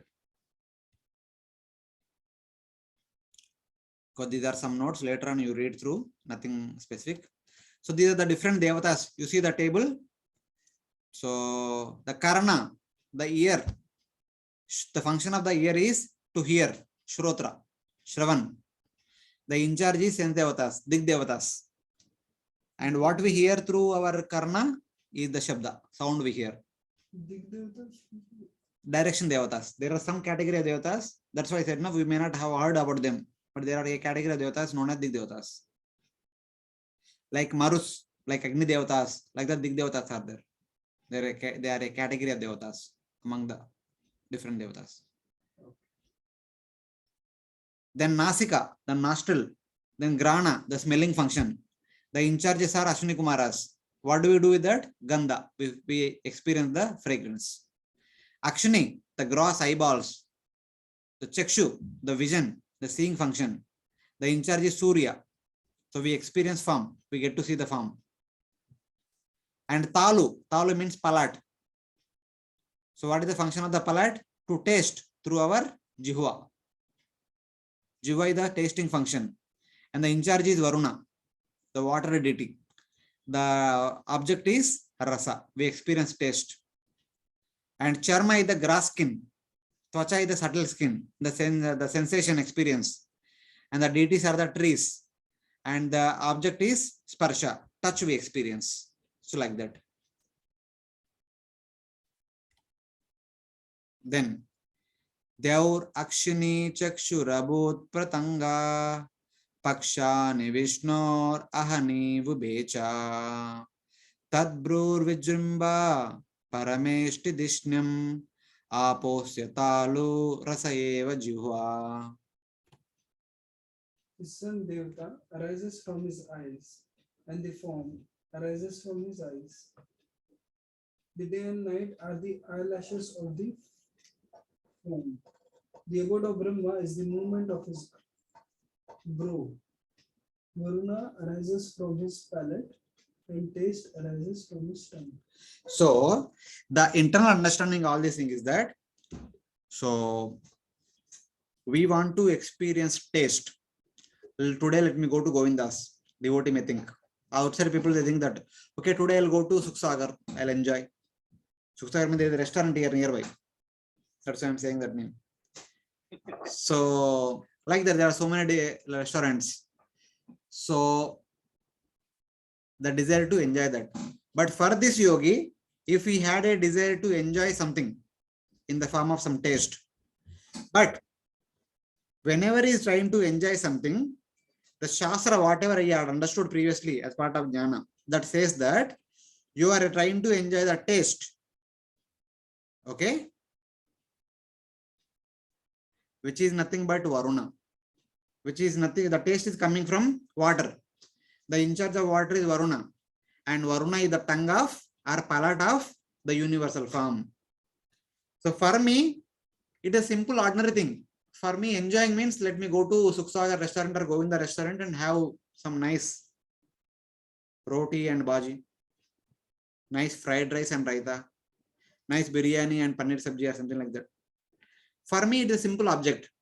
But for a yogi, when he is enjoying something, for him the enjoyment indicates I am enjoying the tongue of Lord Vishnu. Or I am enjoying the tongue of the universal form. It is like that. It ultimately boils down to some body limb of the universal form. So enjoying the fragrance, I am enjoying the nostril of the Virat Purusha. So something like that. Enjoying the sound, I am enjoying the ears of the Virat Purusha. Is enjoy मतलब वो enjoy कर रहे हैं कि भगवान enjoy कर रहे हैं? भगवान नहीं, हम enjoy कर रहे हैं. हम enjoy कर रहे हैं, लेकिन वो भगवान के बारे में ऐसा सोचता है. सोचते नहीं. It is what it is. He should think like that. When he thinks like that, then he comes out of the desire of the enjoyment. For you, eating some normal food in the Govindas is like an ordinary food only. I'm eating. What is so special about it? But if you are told that if you are eating means you are really eating the tongue of Virat Purusha, will you continue to eat? You are eating the tongue of the Virat Purusha. Will you eat? No. Yes or no? अभी ऐसा कभी सोचा नहीं. सोचा ही नहीं. हाँ, इसलिए हमको पता नहीं चलता, इसलिए हम खाते रहते. But when we have proper understanding, proper knowledge that when we are eating, when it comes to that, so I'm actually eating the tongue of Virat Purusha. Hey, what is this? Why should I eat? Actually, eating is not that bad thing. But when it comes to hating someone, so how I'm eating Indra. I don't like Indra. I hate Indra. But actually, hating Indra means hating the hands of Virat Purusha. Hating the hands of Virat Purusha means hating the hands of Lord Vishnu. That is not recommended. If I hate Vishnu, I will attain liberation. I should love Vishnu. If I have to love Vishnu means I have to love Virat Purusha. I have to love Virat Purusha means I have to love the hands of Virat Purusha. Loving the hands of Virat Purusha means loving Indra. I cannot have hatred towards Indra. Like that, this yogi will become freed from hatred, like and dislike, Ichha Dvesha. Slowly. I want to enjoy nice feast in Govindas. So that means I will have to heat the tongue of Virat Purusha. So I don't want to do that, then I should not have any desire to enjoy palatable cuisine. It's like that. So once to come out Ichha, Dvesha, both, then only one can meditate on Paramatma. With all these desires, either positive or negative desires, one cannot meditate on Paramatma. It's like that.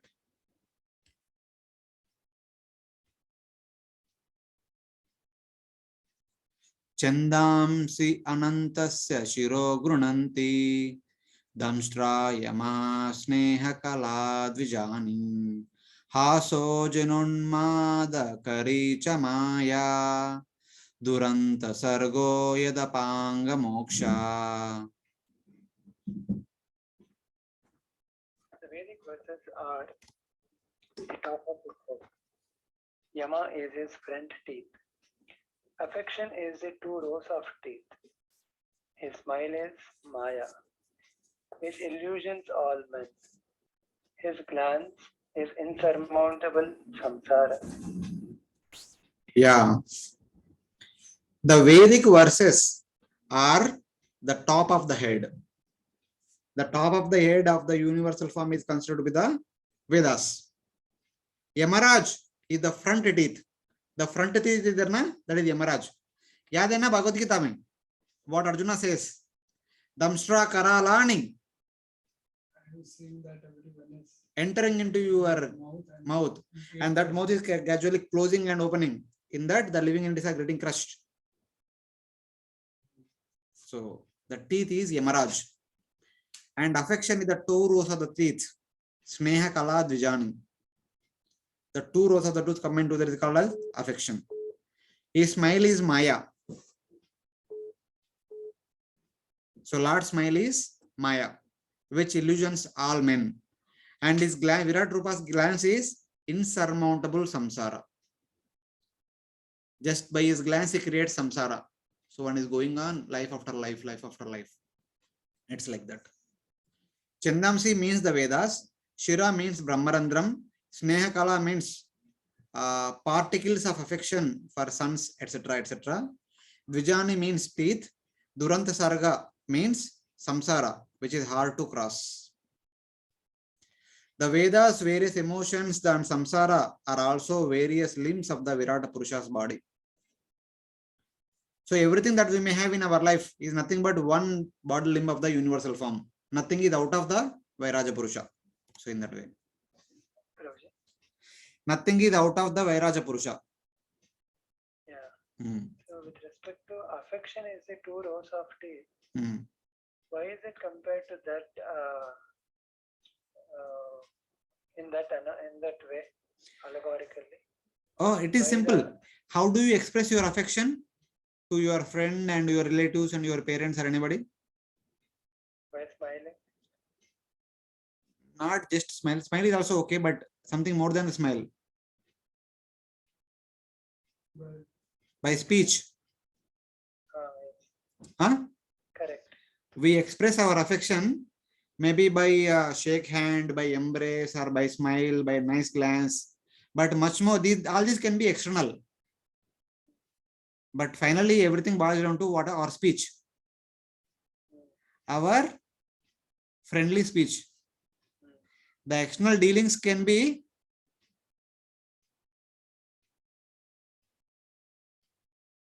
there. But when the speech comes, if the person speaks harshly, then what is the use of embracing and speaking harshly? The speech should be proper. So the two rows of the teeth indirectly connected to the speech. Without the movement of the two jaws, we can't speak. Yes? Yes, sir. So this is my understanding. It may be wrong also, but this is how I am thinking. I don't know exact meaning, but this is what I understood. Affection is connected to expression of words, and expression of words is directly connected to the movement of the two jaws, upper jaw and lower jaw, without which we can't express the words. So that is my understanding.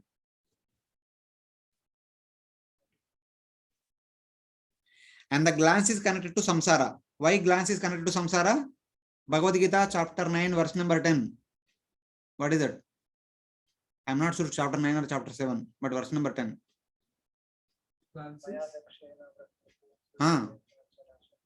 Loud, correct only. Maya adhyakshena prakriti sujita charcharam. The prakriti and all the living entities are put into operation and they are continuing to perform different activities only under my glance. Adhyaksha means glance. Direction. Smile is Maya. Of course, na. Smile is Maya only. It is by smile only man is attracted to woman, woman is attracted to man. Not man, woman. Girl is attracted to boy, boy is attracted to girl. Only by glance only, na. Smile. Yeah. Smile and glance, both. Like that.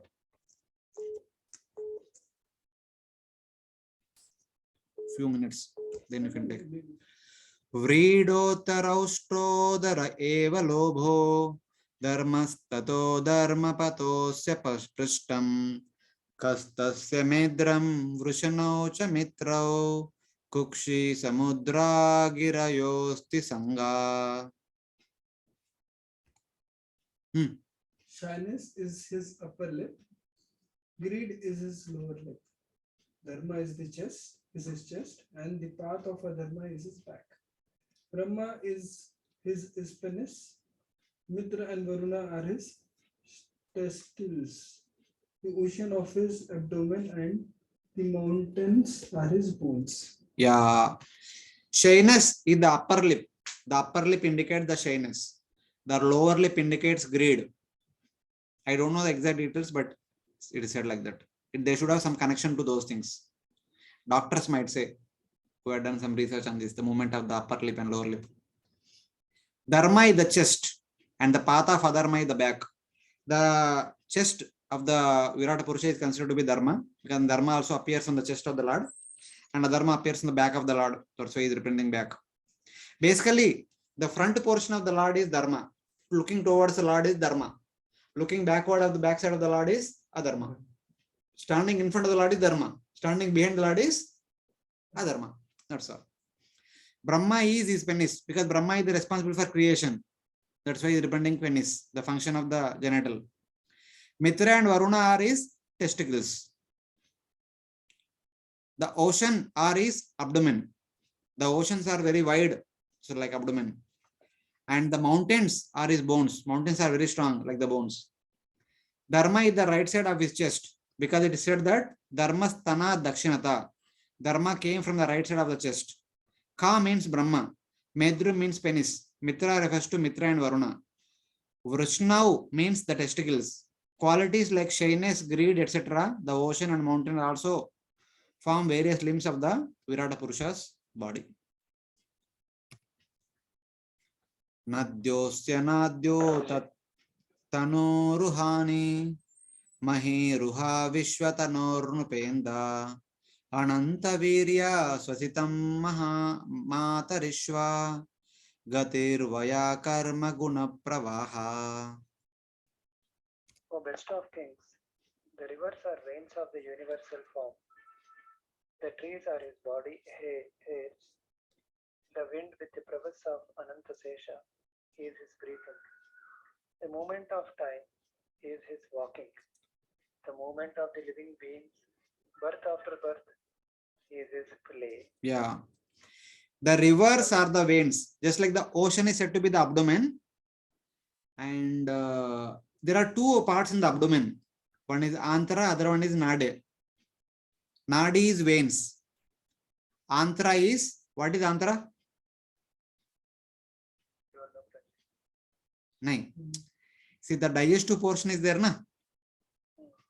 Where the digestion takes place. Yes. What do you call them in English? Chinna pevulu, pedda pevulu antam kada. Small abdomen, lower abdomen, upper abdomen.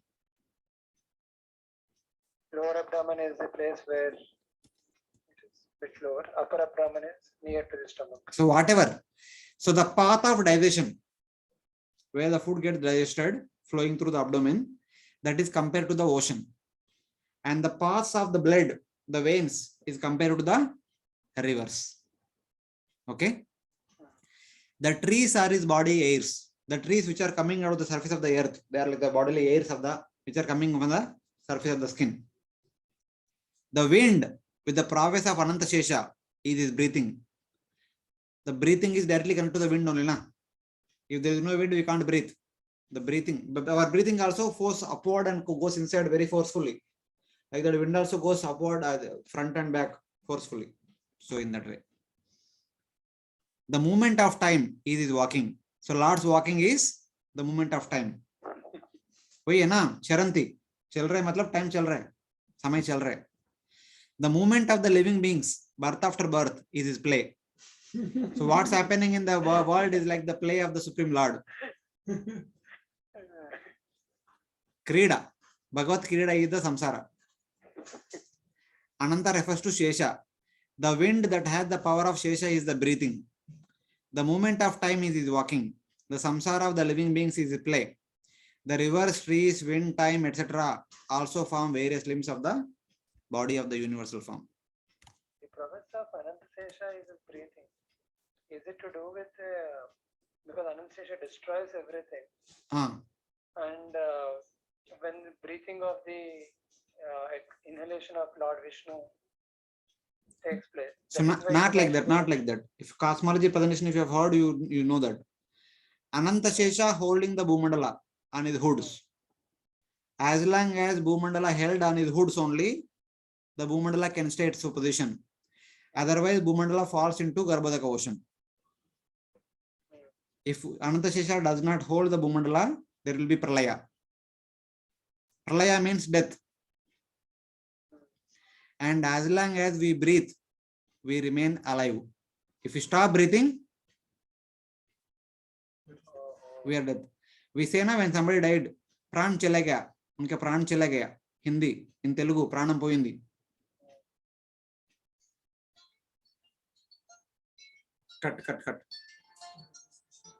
Cut. So it's like that. So that's how it is connected. It is functional aspect. In the previous verse, Brahma is actually compared to penis. Because from him the whole universe progeny has actually came. Not universe. All the living entities, bodies have come through him only. Okay, yes. And Mitra and Varuna, why are they actually considered as his testicles? Because Mitra and Varuna are connected to the expulsion function. Whether you urinating or passing the stool, they are the deities for that. Okay. So testicles are connected to that. In that way, they are connected. Okay.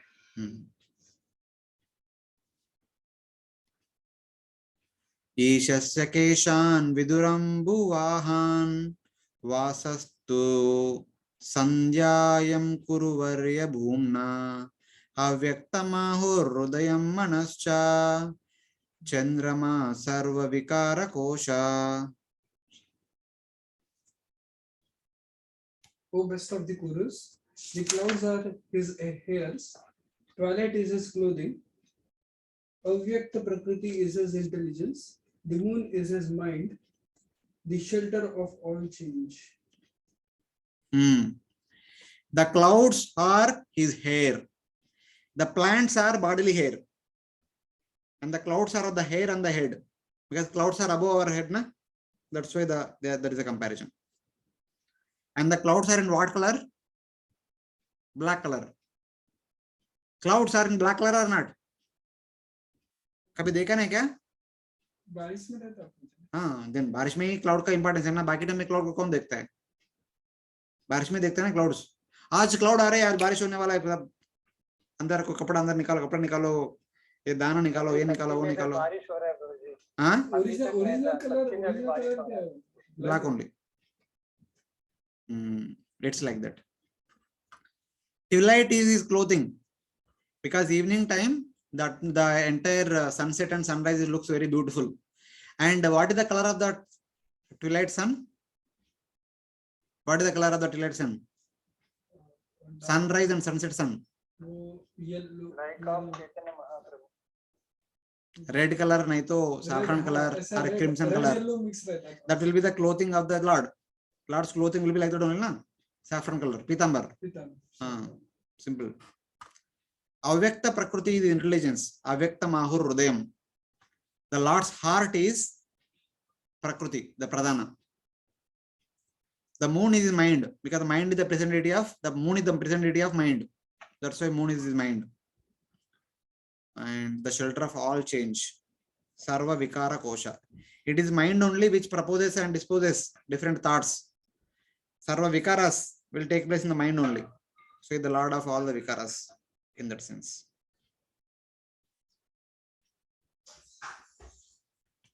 Bhumna means of the powerful Lord. Pradhana is intelligence. The famous moon is his mind. It is the shelter like the vessel for all kinds of changes. It is the mind only, all changes will take place. Our thought process will change in the mind only, in that way.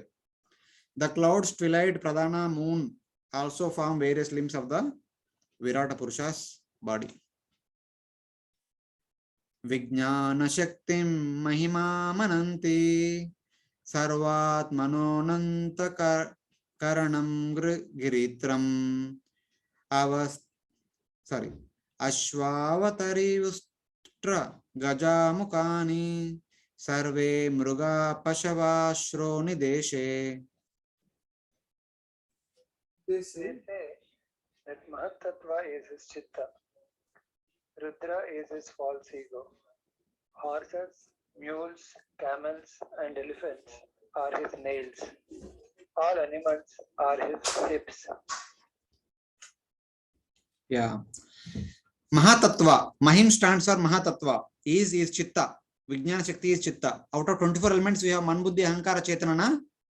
The Chetana is directly connected to Mahatattva. Buddhi is intelligence. So in that way, intelligence is called Jnana Shakti and Chitta is called as Vijnana Shakti. So like that they are connected. Rudra is his false ego. The present deity of false ego is Rudra. That's why he is there. Horses, mules, camels and elephants are his nails. All the other animals are his hips. Here you see horses, meant for going from one place to other place, riding chariots. Mules also same thing. Camels also to go from one place to other place, especially in the desert. And elephants are also to go from one place to other place to carry heavy loads, etc. And all other animals are meant to assist in carrying and tilling, etc. Like bulls. Bulls are meant to carry loads and till the land, etc. etc. They perform other functions. So in that way. Since the nails are connected to the feet, which are meant to walk fast, so some of the animals are connected to the nails, and other animals are connected to take the heavy loads, carry transportation, etc. etc. That's why they are connected to the thighs or ribs. Vijnana Shakti means. Why nails? Huh? Nails, why is it? Why nails means only those living entities who have feet with 5 nails can run faster than other living entities without feet with nails. Are they without feet with nails? The dogs, the tigers, the human beings have feet with nails. They can run faster. There are some animals without nails, they may not run faster. Something like that. Some connection is there somewhat. Exactly, I don't know. This is I'm just interpreting. Nails ka fast running ka some sambandh hai. Nails matlab finger. Finger matlab feet. Feet with fingers. So running. Transportation. So in that way. And thighs matlab carrying heavy loads. Person with strong thighs can carry heavy load. So in that way. Vijnana Shakti means Chitta. Chitta is the Mahatattva represented in the individual body. Mahim means Mahatattva. Antakarana means false ego. Giritra means Rudra. Ashwatari is a cross between a donkey and a female horse. So Ashwatari, a category of animal. Horse, mule. Mule is a cross animal between a donkey and a female horse. It is in between animal, a cloning animal, something like that. Crossbreed. The Mahatattva, various animals also form various limbs of the Virata Purusha. Vayamshi sadvya karanam vichitram manur manisha manujo nivasa gandharva vidya darachara naspara napsarasa sarva smrutir asuranika virya. The birds are his skill in crafts. Manu is his deliberating intelligence. Humans are his house. The Gandharvas, Vidyadharas and Apsaras are his musical ability. The armies of demons are his promise. Yeah. The birds are his skill in crafts. The variety of birds consisting of various colors expresses the craftsman's skills of the Lord. Manu is deliberating intelligence. Manu represents the intelligence, proper good intelligence. The human beings are his house, the place to reside. Because the main function of the human beings is to meditate on the Supreme Lord. The Devatas are busy with their service, Asuras are busy with sense gratification, but the human beings are supposed to meditate on the Supreme Lord. So what Lord Vishnu says? Naham tishtami vaikunte yogina vrideshva. Etar gayanti madbhakta tatta tishtami nadada. Tishtami means staying. Staying means nivasa. Where Lord stays, wherever the human beings are discussing Krishna Katha, that is where Lord stays. That's all. The Gandharvas, Vidyadharas and Apsaras are his musical ability. Because Gandharvas and Apsaras, Vidyadharas are meant to sing, meant to dance. That is the musical ability of the Supreme Lord. The armies of demons are his powers. The armies of the demons are very strong, very powerful. That is the power of the prowess of the universal form. The birds are his transformation in name and form. This means his skill in craftsmanship. The swans are white, the parrots are green, the peacocks are variegated in color. The Lord made their nature in this way. Manu is his intelligence with deliberation, which deliberates. Man is his house because the Shruti says, Purushatve cha vistaram atma. The Lord resides in the humans in a manifest way. Because the human beings are supposed to discuss Krishna Katha continuously, that is where Lord manifests in that way. Sarva refers to the 7 notes. Swara refers to the Sapta Swaras. Sarigama Padani. Asuranika Virya means the armies of the demons are his prowess or his Virya. His prowess is Asuras, army of Asuras. Why, Prabhuji? His prowess is actually compared to the negative connotation. No, it is not about Asuric mentality. It is about the strength. The physical strength of the Asuras is stronger than Devatas. Oh, Asuras are more powerful in strength, physical strength than the Devatas. okay. Because Devatas eat vegetarian food, Asuras eat non-vegetarian.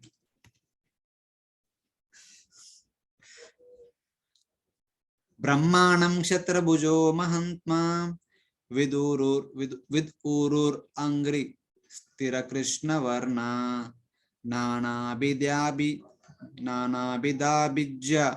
Ganopapanno Dravyatmaka Karma Vitana Yoga. Brahmanas are his face, the Kshatriyas are his arms, the Vaishyas are his thighs, and the Shudras are his feet. He is endowed with followers of various devatas.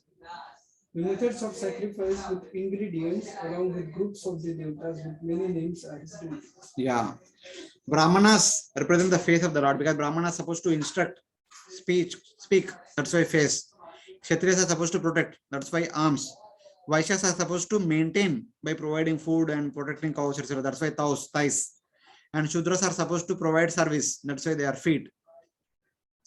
He is endowed with followers of various devatas. The methods of sacrifice with ingredients, along with groups of the devatas who are served in the sacrifice, are with many names, are his duties. The main duty in this world is performing yajna. Where the devatas are worshipped, the human beings are performing it. This is the mutual dependence between devatas and humans is yajna, through yajna. So that is the main function of the human beings. The Brahmanas are supposed to direct the yajna performance. The Kshatriyas are supposed to manage. Vaishyas are supposed to sponsor. The Shudras are supposed to facilitate the performance of yajna. So in that way. Brahma means Brahmana. Facilitate. The Shudras are supposed to collect the ingredients, clean the area, make all the arrangements. That is their function. Without their help, yajna cannot be accomplished. Brahmana can only tell. Kshatriya can supervise. Vaishya can give money. But we will do all the other things. Shudras. Brahma means Brahmana. His arms are the Kshatriyas. Vaishyas are his thighs. The block are the Shudras. Take shelter of his feet. Sacrifice with ingredients for oblations, endowed with groups of devatas with many names, such as Rudra and Vasus, are his prescribed duties. The four Varnas also form various limbs of the Virat Purusha's body. Iyan asau Ishvara Vigrahasya Yasannivesha Kadito Mayate Sandharyatesmin Vapusi Stavishte Manasva Buddhya Nayatosti Kinchit. This form of the Lord with many limbs has been described by me to you. This much. The yogis concentrate their mind on this gross form along with their intelligence. There is nothing more than this in the material world. Yeah, this is how he is coming to a conclusion. The description of the gross universal form. This gross universal form of the Lord, Asau, Ishvara Vigrahasya, Ishvara form, Ishvara Vigraha, with many limbs, has been described by me to you. This much. The yogis concentrate the mind on this gross form of the Lord, along with their intelligence. There is nothing more than this in the material world. Basically, the important things are mentioned. Other details are you can add on to, like that. This much. This form of the Lord, which has various limbs, has been described by me to you. The mind is concentrated by the yogis. Other than this, there is nothing else. Why the yogi is supposed to meditate on this form? Wherever the mind wanders because of its fickle nature, it should consider using the intelligence and think, okay, this is so and so limb of the Lord. If one wants to go to Lonavala or Hooty, Kodaikanal, want to enjoy. Lonavala, Hooty, Kodaikanal, nothing but the mountainous area. The mountain is the bones of Virat Purusha. So enjoying in the mountainous area is as good as enjoying the bones of the Vishnu. So why should I enjoy the bones like that? all the objects of which the mind thinks that are the different limbs of the universal form. This leads to all thoughts becoming the thoughts of the Lord. So one might want to enjoy a scenic place in the midst of mountains, but the yogi, when he goes there, he should think that, okay, I am trying to enjoy Vishnu only. That means he is only thinking of Vishnu only, not thinking about the scenic place. That's how his mind gets purified. It becomes freed from the enjoyment mentality. Thus, the hatred and envy and other bad qualities do not appear in the mind because one meditates on these sentiments present in human and Gandharvas as the different limbs of the Supreme Lord. This is how the yogi becomes freed from the mentality of enjoyment. That is the purpose of meditating on the universal form for a yogi who has desires. Sarvadi vritya anubhuta sarva atma yata swapna jenekshitaika tam satyamananda nidim bhajeta nanyatra sajjet yata atma pata. The yogi, furnished with the impressions of his senses in his mind from many births in the past, which are temporary like a single dream, experience of all sorts of men and enjoyment, will worship the Lord, an ocean of bliss, eternal in time and space, and nothing else, since those things will cause degradation. So this is like concluding verse. The yogi, furnished with the impressions of his senses in his mind for many births in the past, which are temporary like a single dream, experiences of all sorts of men and enjoyment, will worship the Lord, an ocean of bliss, eternal in time and space, and nothing else, since those things will cause degradation. So in the many of the previous lives, this person might have gone to many different places to enjoy them, gone to Swarga, gone to Borloka, gone to this place on the earth, this place on the earth, like that. He might have gone to different species also. But now he will be seeing everything as a different body limb of Vishnu. Now he comes to a conclusion now. In the many lifetimes, I was trying to enjoy here, there, in this species, in that species. But actually, I was trying to enjoy Vishnu only. I was trying to enjoy the universal form only. How long should I continue to enjoy the universal form? The universal form is meant to serve, not to enjoy. Not meant to enjoy or not meant to envy. So like that, he becomes free from the idea of envy and enjoyment. So that is the perfectional state. So that is the understanding. This is the bona fide Dharanasraya for the attached yogi, for the yogi who has some desires to enjoy in this material world. Meditating on any other form will cause degradation for the yogi. Instead of meditating on the universal form like this, instead he meditates on one's wife, children, and other my wife, children, home, and other properties, that will lead degradation. That is not meant for a yogi. Accompanying this meditation on the Lord, there will appear certain results such as enjoyment and power. Should the yogi enjoy these or not?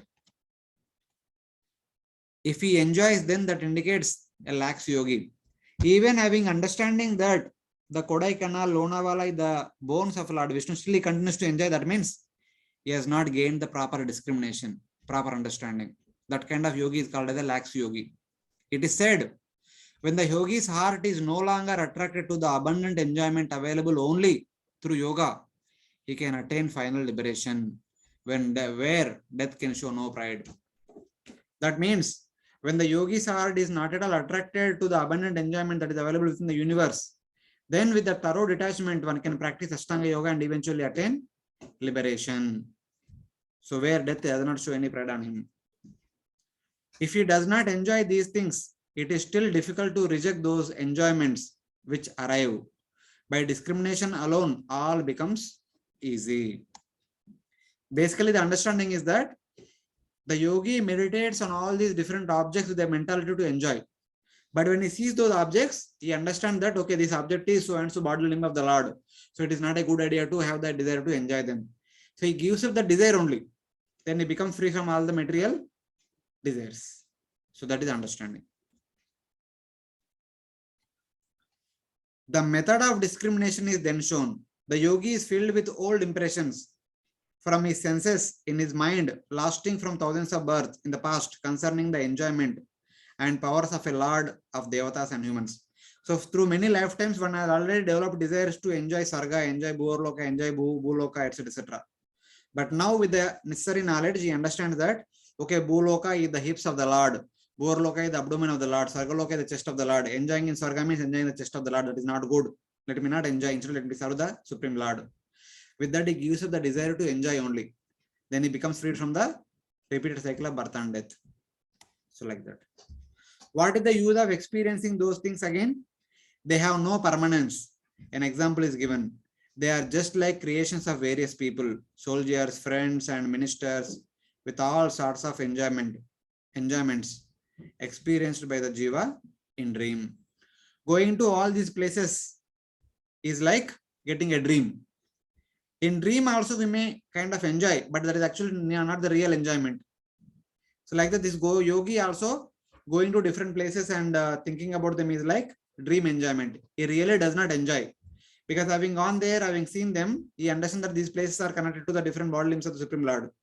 Then he gives up the thought of enjoying. So like that, he does not even enjoy them. Thus, he should worship the Lord, who is the notion of bliss, existing in all time and all places. Thus, wherever the yogi, whatever the yogi might think of, then you should think that this is the different body limb of the Supreme Lord, let me worship the Lord. Like that, the desire will transform into worship. He does not become attached to those things, to the happiness of the material world, because it is limited in time and space and without a notion of bliss. Instead of becoming attached to the material enjoyment, he becomes attracted to serving the Supreme Lord. That's how the yogi becomes perfect. The yogi becomes freed from Ichcha and Desha. Then, with the freedom from Ichcha and Desha, then he can meditate on Paramatma. So that is the understanding of this process. That's why the gross universal form is described as a bona fide object of meditation for a yogi with material desires. So this is what is mentioned in the first chapter of Bhagavatam. Then the next chapter we will see that how a yogi without any material desires attains perfection, and how a yogi with material desires will attain perfection. That is mentioned in the second chapter. With and without desires. So without desires he can meditate on Paramatma. With desires he has to meditate on universal form. After meditating on the universal form, and while meditating on the universal form, what will happen to him? How does he attain perfection? That is all described in the next chapter. That we will discuss tomorrow. Hare Krishna. We'll stop here. Granthara Srimad Bhagavatam ki Jai. Srila Prabhupada ki Jai. Hope you are able to follow. Is it confusing? No, Prabhuji, it is clear. Okay. Okay. Thank you. We'll start second chapter tomorrow.